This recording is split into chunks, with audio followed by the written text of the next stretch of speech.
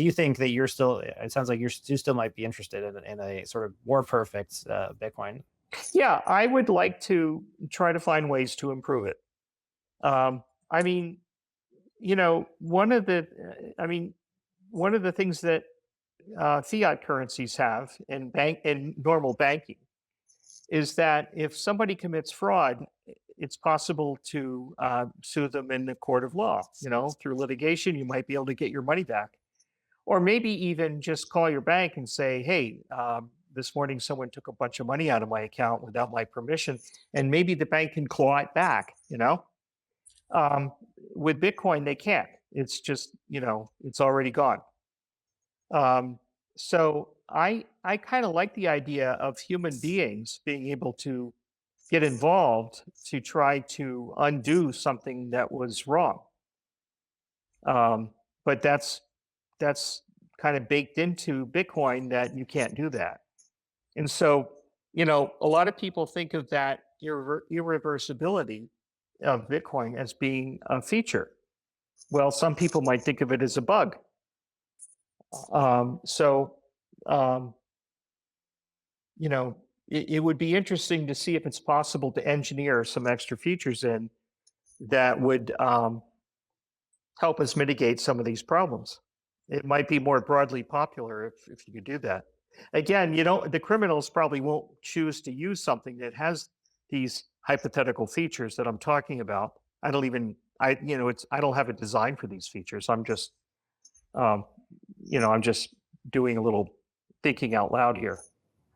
Do you use Bitcoin or cryptocurrencies, or have you kind of in the recent state, and like as an end user, what kind of things do you use it for? Well, one of the some years ago, somebody gave me some Bitcoin, and I had it for a while, and then I lost, I lost my Bitcoin wallet, and it wasn't a lot, but it was enough to, it was a few $1,000s, but it was enough to, teach me a lesson: don't lose your Bitcoin wallet. uh, and so, there's that story of the guy who had, hundreds of millions of dollars in Bitcoin on a disk drive that it fell into a landfill somehow, and he's been desperately trying to get it back, but it hasn't gone well for him. Well, these are heartbreaking stories, right? You could lose that much money. If the guy had lost his bank account, checkbook, or his credit card in the landfill, he wouldn't be negotiating with the landfill operator to say, "Can I please come in with some heavy earth moving equipment and spend a couple of weeks, digging through your landfill?" No, he would call his bank. He would say, "Hey, I lost my bank card. Could you issue another one?"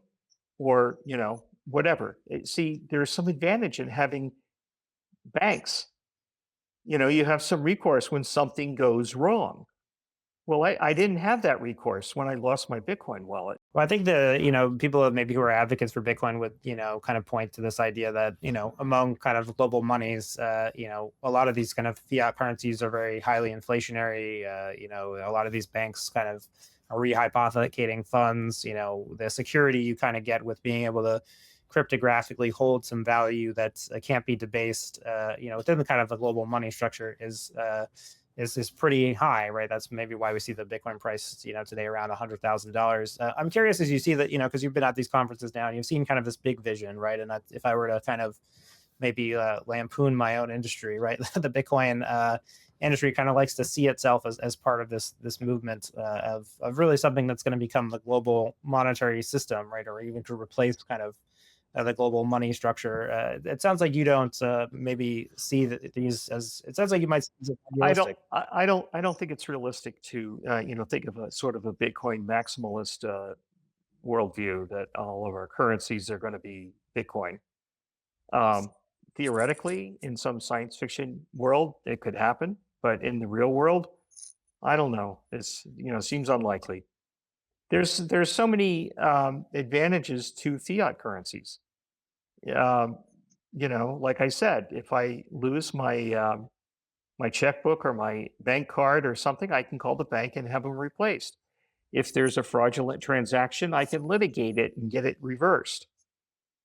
Maybe, maybe not. It could be somebody reaches across the internet from the other side of the world and empties my bank account. Then maybe it might be hard. But in a lot of typical cases of fraud, if you have the help of a bank and law enforcement and litigation, you might be able to get your money back. What I'm trying to say is that I don't believe in the Bitcoin maximalist vision, but that doesn't mean that I think that there's no place for Bitcoin. I think there is a place for Bitcoin, and I specifically saw that that's especially useful when I was speaking in Argentina and met a lot of people from Latin American countries that either were currently experiencing autocracies or had recently gone through an autocratic period. They were interested in Bitcoin because of its resistance to being confiscated by an oppressive government. And I thought that was, that appeals to my human rights sensibilities. So I like that. I like that about Bitcoin. So as I said, it produces